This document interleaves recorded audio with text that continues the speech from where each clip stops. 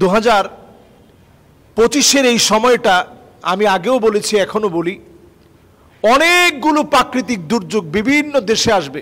আমরা ইদানিং দেখেছি যে পাকিস্তানে ভয়াবহ বন্যা, খায়বার পাখতুনসহ অনেক প্রদেশগুলো ডুবে গিয়েছে, অসংখ্য মানুষের প্রাণহানি হয়েছে।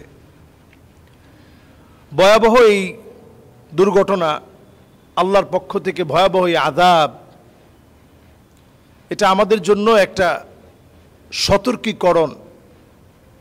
পাকিস্তানের যেই দুর্বিষহ বৃষ্টি বর্ষণের কারণে আপনি দেখেছেন বোমা যেভাবে একটা জায়গায় বাস্ট হয়, বৃষ্টির ঠিক তদ্রূপ একটা জায়গায় বাস্ট হয়েছে।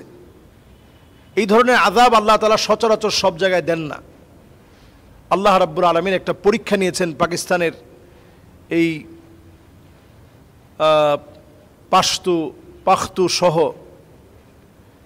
এই খায়বার প্রদেশ সহ বিভিন্ন প্রদেশের লোকদের উপরে আল্লাহ তাআলা বড় ধরনের একটা পরীক্ষা নিয়েছেন। মানুষ পানির সঙ্গে কিভাবে ভাসছে, মা তার সন্তানের দিকে হাত বাড়িয়ে রেখেছে, সন্তান তার মায়ের দিকে হাত বাড়িয়ে রেখেছে, কেউ কাউকে স্পর্শ করতে পারছে না। এবং দেখা যাচ্ছে কেউ কারো সহযোগিতার জন্য এগিয়ে আসতে পারছে না। আমি একটা ভিডিওতে দেখলাম যে লোকটা রশি তাকে দেওয়া হয়েছে, ছুঁড়ে মারা হয়েছে রশিটা ধরার জন্য, তিনি ধরে পার হতে নিয়েছে, অনেক জন মিলে টানছে, কিন্তু পানির শক্তির সাথে কুলাতে পারছে না। আপনি চিন্তা করেন, এই বৃষ্টি বাস্ট হওয়ার মধ্য দিয়ে একটা জায়গায় হঠাৎ করে পতিত হওয়ার কারণে এমন একটা দুর্বিষহ পরিস্থিতির সৃষ্টি হয়েছে যেটা পাকিস্তানকে এতটা কাঁদিয়েছে।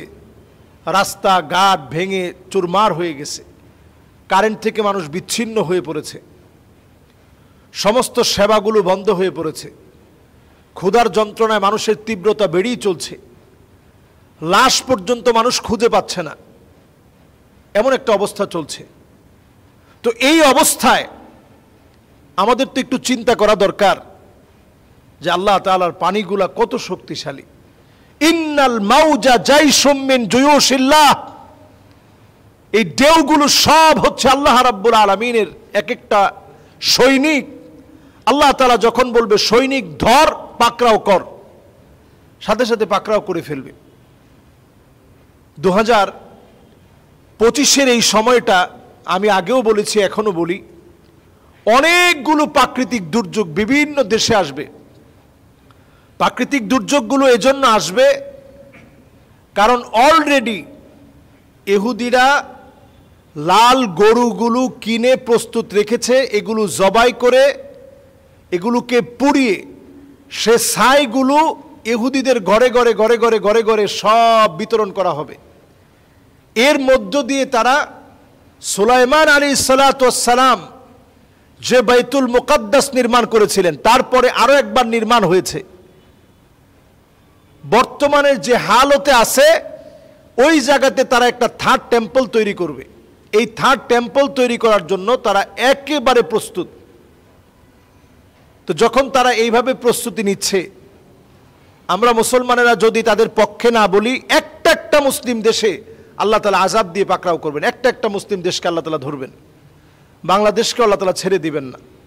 কোরআনুল কারীম আল্লাহ রাব্বুল আলামিন বলছেন, আল্লাহ তাআলা পরিষ্কার বলছেন, ওয়াত্তাকু ফিতনাতাল লা তুসিবান্নাল্লাযীনা যালামু মিনকুম খাসসাহ ওয়া'লামু আন্নাল্লাহা শাদীদুল ইকাব। আল্লাহ তাআলা বলছেন, ভয় করো আমার আযাবকে। এই আযাব যখন আসবে একটা একটা করে আমি সবাইরে পাকড়াও করব। আমি তো স্বচক্ষে দেখতেছি মুসলিম বিশ্বে আযাব আসার সময়টা চলে আসছে।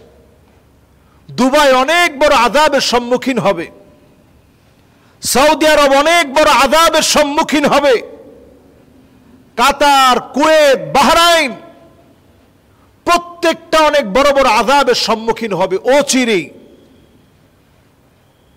বাংলাদেশের ভয়াবহতা কেমন হবে এটা আমরা চিন্তা করতে পারি না। আল্লাহর কাছে আমি পানাহ চাই, এই দেশটার প্রতি আল্লাহ যদি মায়া করে যদি না ছাড়ে, কত বড় আযাব আসবে এটা আমরা চিন্তা করতে পারি না। বাংলাদেশের জন্য অপেক্ষা করতেছে যেটা পৃথিবীর সবচেয়ে ভয়াবহ ভূমিকম্প এই দেশটার মধ্যে হতে পারে। কারণ আমরা আমাদের ঢাকা শহরটাকে গুনাহের রাজ্য বানিয়ে ফেলেছি। আর এখনকার সময়ে মানুষের কোনো নিরাপত্তাই নেই। রক্তপাত, লুটতরাজ, হত্যা, অন্যায়, রাহাজানি, ছিনতাই, চাঁদাবাজি, এগুলো যদি আপনারা বন্ধ না করেন, আল্লাহ পাকের পক্ষ থেকে গজব আসবে। গজব আল্লাহর পক্ষ থেকে আসবে। এমন গজব আসবে যেই গজবকে আটকানোর মতো ক্ষমতা কারণে আল্লাহর কোনো আযাবকে আপনি আটকাতে পারবেন না।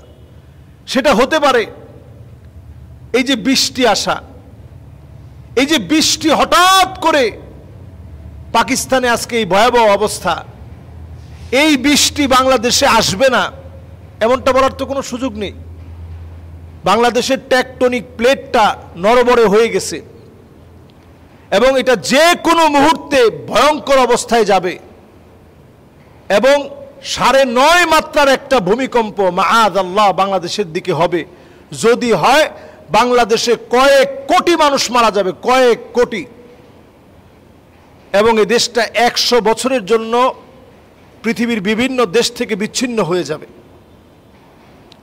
আল্লাহর কাছে পানাহ চাই। এদেশের অনেক মানুষ প্রবাসে আছে এবং আল্লাহর অত্যন্ত ভালোবাসার প্রিয় মানুষ এদেশের মানুষ। আমি কোরআনুল কারীম থেকে একটা আয়াত থেকে সবসময় বাংলাদেশের মানুষের জন্য জবাব পাই। আল্লাহ রাব্বুল আলামিন বলছেন, আওয়ালা ইয়ারাউনা আন্নাহুম ইফতানুনা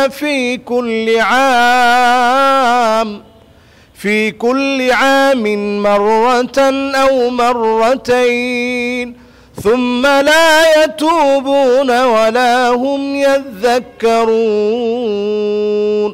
প্রত্যেকটা বছর আল্লাহ রাব্বুল আলামিন একবার অথবা 2 বার আল্লাহ তাআলা শাস্তি দেন। আল্লাহ তাআলা এরপরে দেখতে চান কারা আল্লাহর দিকে ফিরে আসে, কারা আল্লাহর কাছে তওবা করে। বাংলাদেশের অসংখ্য মানুষ আযাব আসার আগেই আল্লাহর কাছে ধর্ণা দেয়, আল্লাহ আপনি মাফ করে দেন, আল্লাহ আপনি ক্ষমা করে দেন। এজন্য দেশের মানুষকে আল্লাহ তাআলা হেফাজত করে। করোনাকালীন সময় থেকে নিয়ে প্রত্যেকটা বিপদ আপদে আপনি তাকায় দেখবেন অসংখ্য আল্লাহর গোলাম তাহাজ্জুদে চোখের পানি ছেড়ে আল্লাহর কাছে কাঁদে। মাজলুমদের পাশে সরাসরি গিয়ে দাঁড়াতে না পারলেও ফিলিস্তিনের পক্ষে জোরালোভাবে বাংলাদেশের মানুষ প্রতিবাদ করে। ইমানি হিম্মত থেকে যতটুকুন থাকা দরকার ছিল তা না থাকলেও অন্তত চেষ্টাটুকুন করে। এজন্য আল্লাহর একটু মায়া লেগে যায়।